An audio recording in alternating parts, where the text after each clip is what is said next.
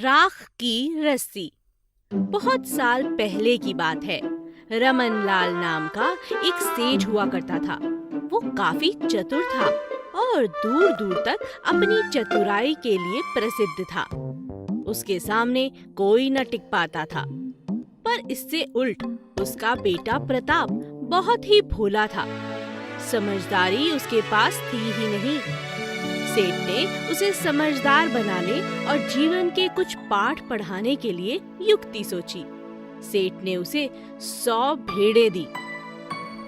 बेटा प्रताप, ये लो, ये 100 भेड़ हैं। तुम्हें इन्हें बाजार लेके जाना है और वहाँ से 100 गेहूं की बोरियां लानी है। पर ध्यान रहे, तुम ये भेड़ बेच नहीं सकते। पूरी की पूरी भेड़ मुझे वापस चाहिए। और अगर तुम खाली हाथ लौटते हो तो मैं तुम्हें घर में नहीं घुसने दूंगा। इतना बोल के सेठ ने प्रताप को शहर की ओर रवाना कर दिया। प्रताप शहर पहुंचा, पर उसके पास 100 गेहूं के बोरे खरीदने के लिए पैसे नहीं थे। क्या करूं? पिताजी ने मुझे शहर भेज दिया है, पर पैसे नहीं दिए। कैसे खरीदूं 100 बोरियां? ये सोच के वो थोड़ी दूर जाके बैठ जाता है और सोचता रहता है। काफी समय हो जाने के बाद वो उदास हो जाता है। उसे कोई युक्ति नहीं सूझती।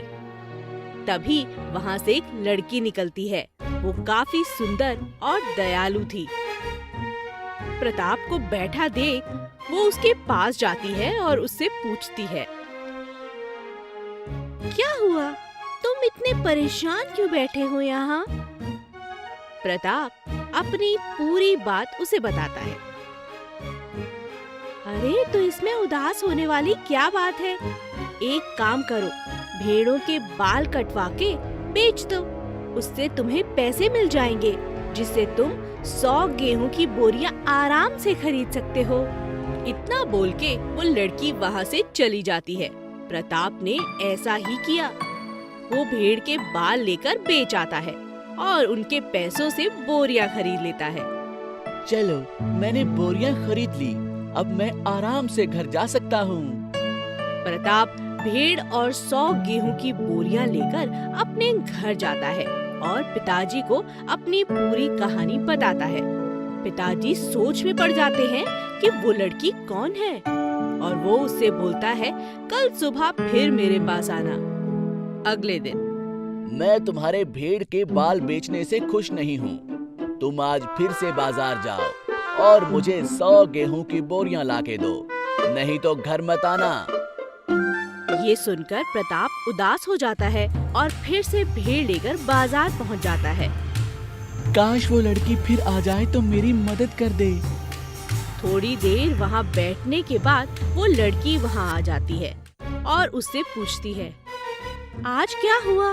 तुम फिर से उदास बैठे हो? पिताजी ने फिर से मुझे 100 गेहूं की बोरियां लाने के लिए बोला है, पर मैं कैसे लेके जाऊं?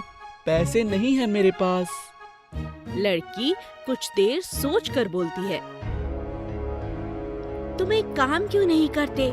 इन भेड़ों के सींग काटकर बेच दो और उस पैसे से गेहूं की बोरियां खरीद लो। इतना बोल के वो लड़की वहाँ से चली जाती है।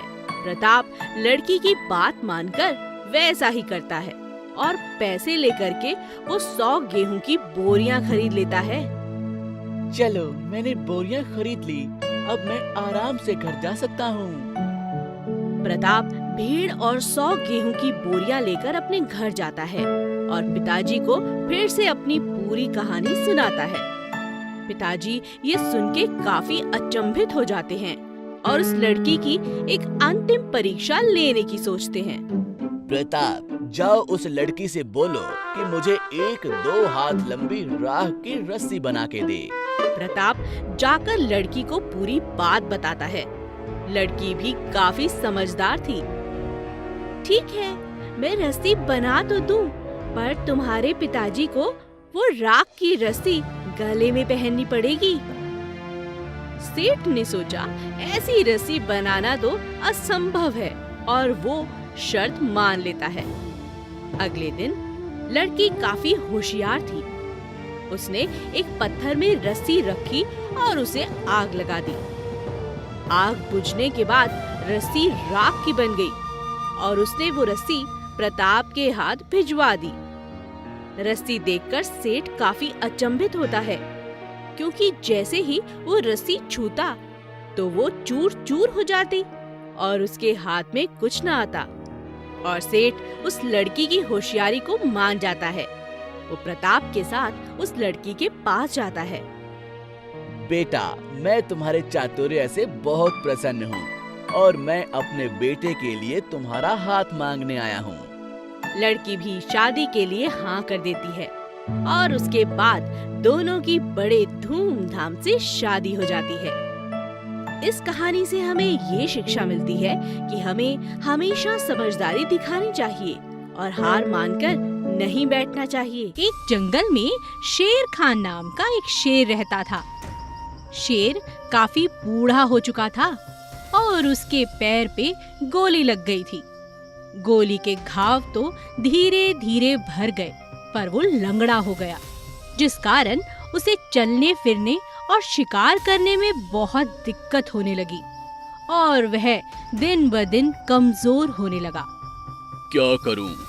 एक तो ये बुढ़ापा और ऊपर से ये लंगड़ा पैर, ना चल पाता हूँ ना शिकार कर पाता हूँ।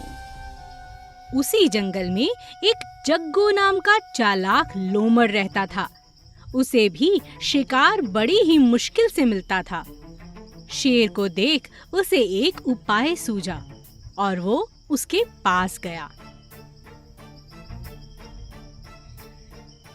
राजा जी, आपकी ये हालत देखकर बड़ा तरस आता है मुझे और बुरा भी लगता है। जंगल का शेर होके आपकी ऐसी हालत। हाँ जग्गू लोमड़, क्या कर सकते हैं अब? आप जंगल के राजा हैं और मैं आपकी मदद करना चाहता हूँ।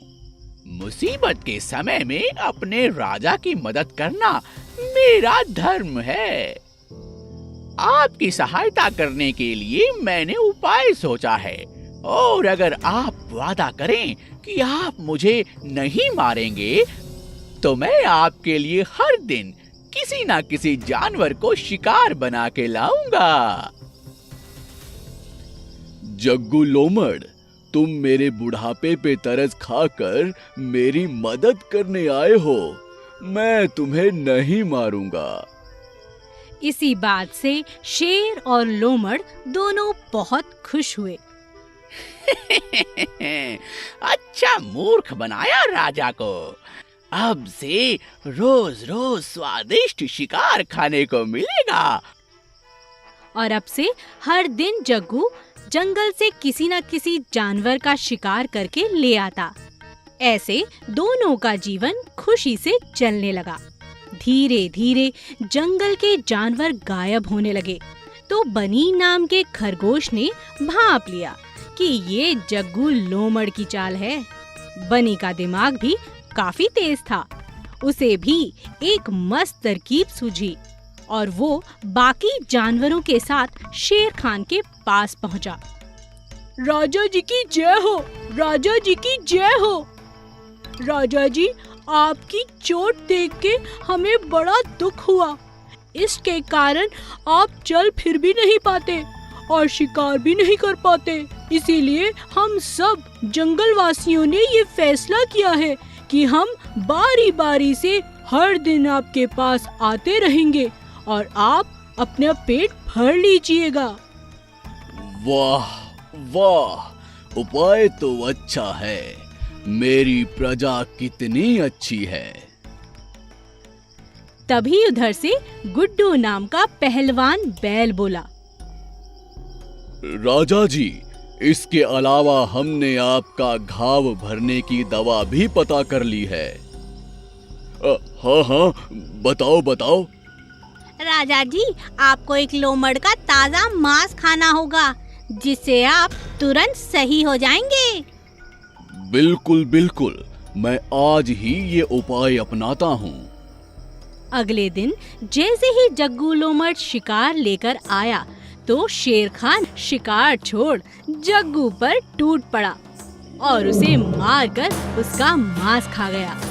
जग्गू के मरने की खबर से जंगलवासी काफी खुश हुए और खुशी से रहने लगे।